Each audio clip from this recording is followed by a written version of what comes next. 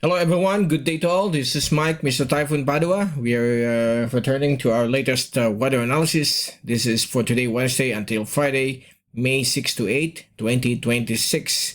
This is our English version brought to you by Typhoon 2000 and Naga College Foundation. We would also like to thank our partners, Aboitiz Power, and the local government of Naga City, headed by our Honorable Mayor, Lenny Robredo, and our Honorable Vice Mayor Gabi Bordado.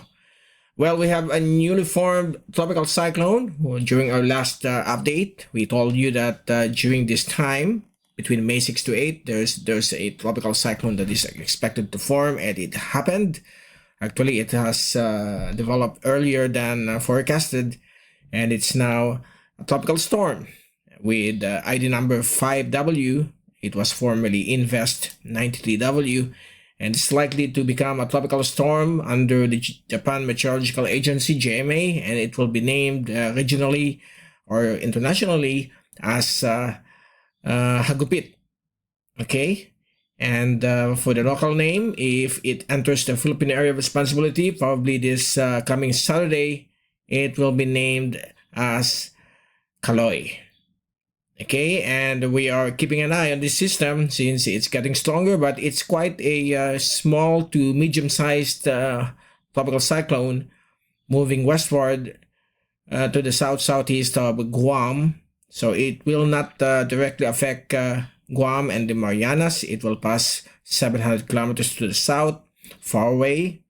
But there might be still some thunderstorms because of the trough. So please take all necessary precautions, those living in Guam that will be affected with possible thunderstorms. But so far, the area that will get affected is the area of Yap and Palau, probably this Friday or Saturday once it approaches the Philippine Area of Responsibility. For our country, it's likely to be still at 50% probability if it will make landfall or not. It's still highly uncertain, because after 5 days, the global models are going haywire. They are moving in different directions. It's not yet blended, so we need a blended forecast of all the global models, including the AI models that are showing if it will move into that direction.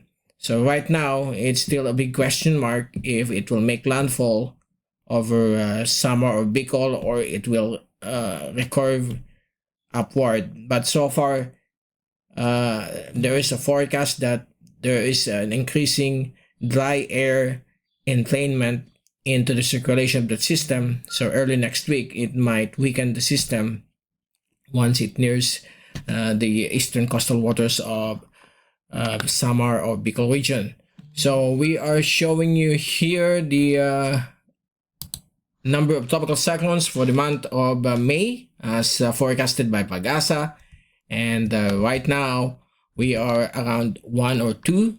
So this is the monthly average since 1948, and you can see here the graph of Pag-asa. We are now 2 months away from the possible peak frequency of the tropical cyclone formation. So by the month of June or next month, we are now into the full typhoon season, and expect during the months of July, August, September, it will increase to around 3 formation within the Philippine Area of Responsibility, and it will start again to drop down by October, November, December. But usually during this time, during the bare months, most cyclones, because of the building high pressure ridge up north, they tend to cross the Philippine Islands. But since we have a forecasted super El Nino, it's likely most of the formation will be away to the east of Guam, and we'll see. I hope there will be no landfalling cyclone over our country, just like in 2002 during the bare months, and 82, 83, and the 1997-98 Super El Nino. During the 2015-16, there's one system, Typhoon Nona, that made landfall over Sorsogon. There's also one during the 1997-98 El Nino that made landfall. I think it's Narsing that passed over Cagayan, the coastal waters of northern Cagayan. So still over the country, we are experiencing the dry easterly wind flow. As you can see here, there are some patches of thunderstorms in the afternoon or evening over the eastern sections of the country, including Visayas, and becoming more frequent over Mindanao. As we move into May, it's this time of the year that Mindanao will get much rainfall, and also Visayas and up north over Bicol region and southern Luzon. We have here a stationary frontal system up north of the Philippines over Taiwan. Taiwan is being bombarded with lots of thunderstorms. It's a rain event for the past few days because of this stationary May front. And here's the weak LPA 92W, which is currently dissipating, but the convection or the cloudiness will bring much needed rainfall across eastern Visayas and northeastern Mindanao within the next 24 hours. And this was the past position of 93W as a depression. Right now, it's currently located here. Let me move it. Currently here. Okay, the system is there, moving west-southwest at speed of 20 kph, while 94W is beginning to dissipate as well, weakening as of this time, as you can see here on the latest fast animation from CIMSS Tropical Cyclone page. So there you go. This is 93W, the remnants, becoming an open wave or tropical wave, moving towards the eastern sections of Visayas and Mindanao. So it will be bringing thunderstorms within the next 24 hours across these areas. And here's the small system, tropical storm 5W, which will be named any moment. If Japan upgrades it, it will be known as Tropical Storm Hagupit. It's the same name that was used during 2014 Super Typhoon Ruby, okay, that passed over Bicol region, eastern Visayas, but dissipated or weakened into a tropical storm. And that Ruby became a sensation storm since it was used for creating fake news, okay, during the past 10 years from 2014 to 2020. I think it's less than 10 years. It's been recycled as a, alarmist mode for YouTube and Facebook uploaders, okay? So that's the problem when we have lots of unnecessary postings, which will trigger some anxiety and fear among the viewers. But it has gone down. We will we no longer see that kind of CNN Hagupit alarmist news. Okay, but it's true during it was true during that time, 2014, but it was cycled all the time. And here's the remnants of 94W. It has gone completely devoid of any circulation, or I mean cloudiness. Here's the frontal system, and here's a zoom image from or animation from windy.com. The past 24 hours, you can see the weakening of LPA 93W, but still quite a punch, bringing some thunderstorms. Much needed thunderstorms across Mindanao, northeastern Mindanao, and particularly Siargao, the Nagat. Those who are vacationing over Siargao, please take all necessary precautions, possible lightning strikes because of these thunderstorms. And so far, if we take a look at this, show lightning, show it to you. There you go. And then we'll play this. Has slow lightning strikes, okay, here. Just a problem, it has stopped. Yeah, there you go. Let's wait for the animation to run. It's not moving. Okay, so there you go. That's the 1 hour. So there's some lightning strikes there. And over the circulation of soon to be Hagupit. Now here's the website, typhoon2000.ph, tropical storm 1W, still new, as of 8 a.m., 710 kilometers south-southeast of Guam. It's intensifying because of the small nature of the system, although it's still over good atmospheric environment. Okay, but once it enters the Philippine Area of Responsibility, forecasts of the models are showing increasing dry air over the circulation of the system. So we shall see. We don't know if it will die down. If it dies down, that will be a problem because it might maintain its strength or intensify. Let's all pray that it won't. Okay, here's the track of, I think this is track number 2 from the Joint Typhoon Warning Center, issuing warnings on this tropical storm. So that's the track, the forecast track of JTWC for the next 5 days.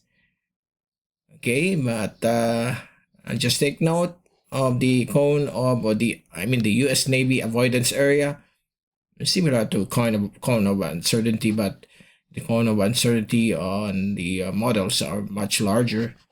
But so that's the potential track. And look at the wind speeds, sustained winds of, that's 1 minute average, 95 kph, and then gone down to 85 kph. So these are in knots, and then it will be weakening to 75 kph once it approaches the coastal waters of Eastern and Northern Samar. So still we need to just calm down, not to panic, and we will give you the very latest on the system. And the good news, it's weakening. The problem with the system, if it goes nearer towards Bicol region or Albay, it will dump heavy rainfall that could cause some lahar flows over the slopes of the actively erupting Mayon volcano. It's still quite active with some burst of pyroclastic density flows along the slopes, so it will be hard for the residents. So let's hope and pray that it won't come closer. We will give you the very latest on that. And this weekend I will be traveling, and but I still will be giving you updates as I travel. Okay. And for the Japan Meteorological Agency, so there you go. Same track, similar to JTWC. And the forecast is also weakening. So we will wait for that. And here's the name, Hagupit, which means, if you click this, it's flash or flag. Okay. That's the meaning of the word Hagupit from the Philippines. So there will be 2 names, Hagupit and Kaloy. The one for international, and the other one is for the local name.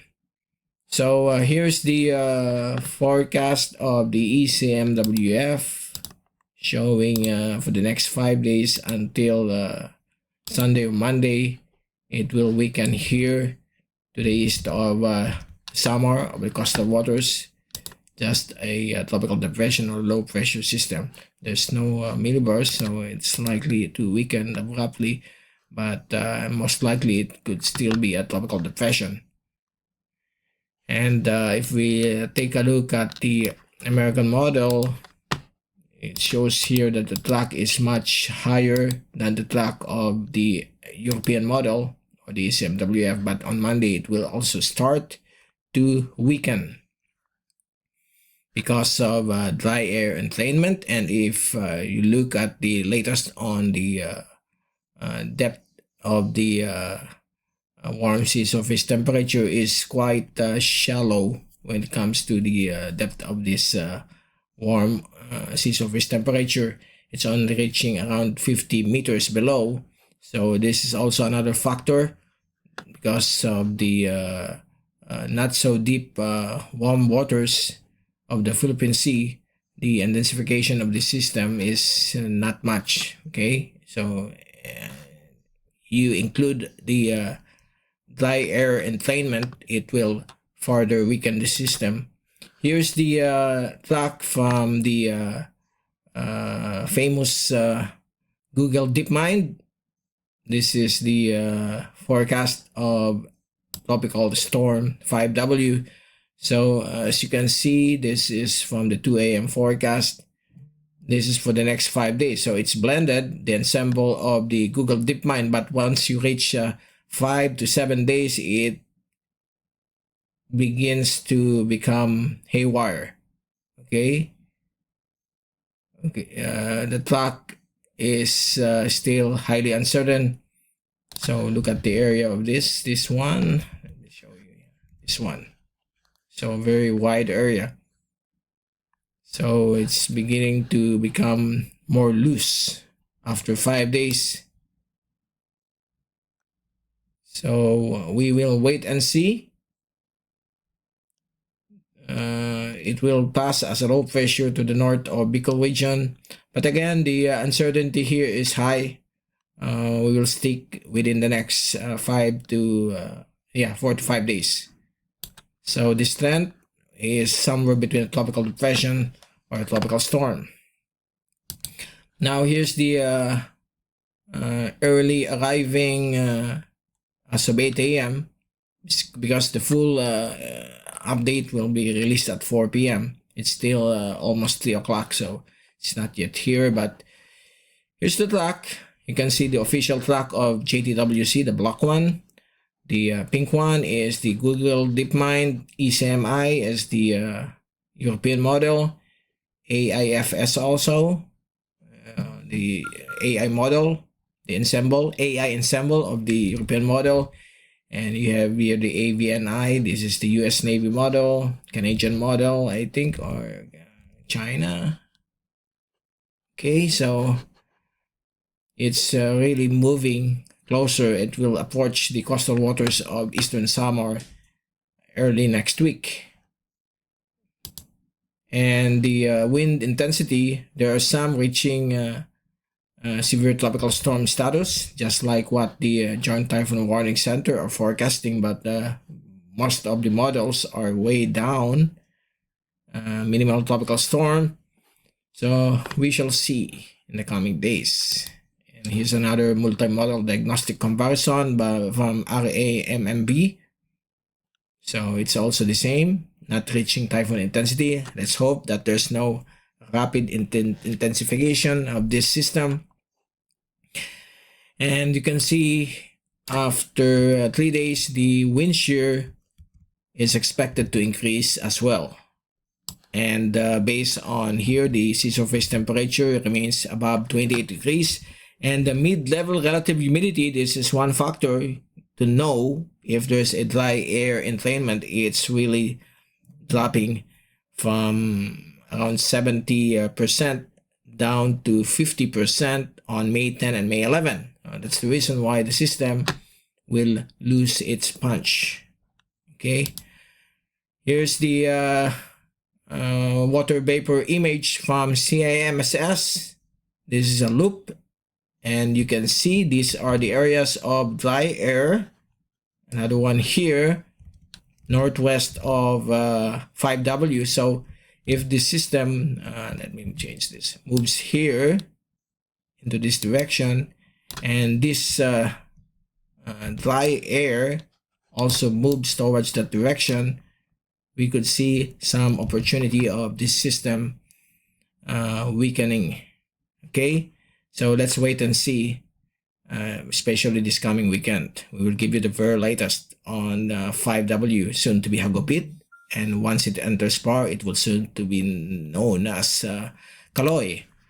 Here's the 24-hour accumulation forecast from windy.com from the European model, and for the next 5 days, you can see that red and violet blob, that's the storm entering PAR late Saturday, and this bluish color are some afternoon or evening thunderstorms, and then that's the storm right now, right there, I mean. Monday, then look, it will weaken abruptly because of dry air intrusion. It will become very small, and more than 5 days it will be remaining stationary east of Bicol, and then on May 17, it will move to the north of Bicol region, over the coastal waters of Bicol region, coastal waters of Partido, and Camarines Norte, as well as northern Catanduanes. But the forecast of May 16 to 18 is highly uncertain, so we stick within the next 5 days. So the next 5 days is until here, Sunday and Monday. So after that, it's still a big question mark where it will go. So we will keep monitoring this weather system as it moves closer to the Philippine Area of Responsibility. For the wave heights, if we use the forecast, since the storm is quite small, there you go. That small blob of purple to dark red, that's around 2.5 to 3.5 meters in wave heights. And it's gonna bring some higher wave heights over eastern Samar and eastern Mindanao or eastern Caraga sometime Sunday and Monday. And then it will start to dissipate back to this is around 1.7, 1 to 2 meters. It's still dangerous to small sea crafts, but here over the inland waters of the country, there's no problem at all for the next 5 to 7 days, since the wave heights here is between half a meter to calm conditions. Okay, even over the West Philippine Sea, it's around calm to 1 meter in wave heights. So there you go. That's the latest for today. The latest on the upcoming tropical storm, known right now, maybe later, as Hagupit, recycled name. But once it kills more than 300 or damages about 1 billion in pesos, it will be removed from the international list of names. So Pag-asa might request that for to the International Committee, the Typhoon Committee of the United Nations, to remove the name. So it's up to us, the local agency of Pag-asa, the national agency of Pag-asa, to request to the committee to remove that name. Maybe during Ruby, it's not, it has no higher basis that it will be removed because of low death toll, because that system weakened from a super typhoon down to just a tropical storm because of increasing wind shear, dry air entrainment during 2014 December, and cooler dry air entering the system. So it has not been replaced. Okay, so it will be known later as Hagupit, and locally to be known also as Kaloy once it enters PAR this coming weekend. Probably likely Saturday afternoon or evening, it will now be known as Kaloy. So there you go. This is Mike Padua, Mr. Typhoon. See you again. Likely, if not tomorrow, on Friday, but we shall see. If there are new developments on the track and the intensity, we will give you the special coverage. It will be a daily special coverage on the system. Again, thank you so much. Keep safe. Be hashtag weatherwiser, be hashtag typhoonwiser. And thank you so much for watching our channel. And thank you so much for supporting. God bless to all.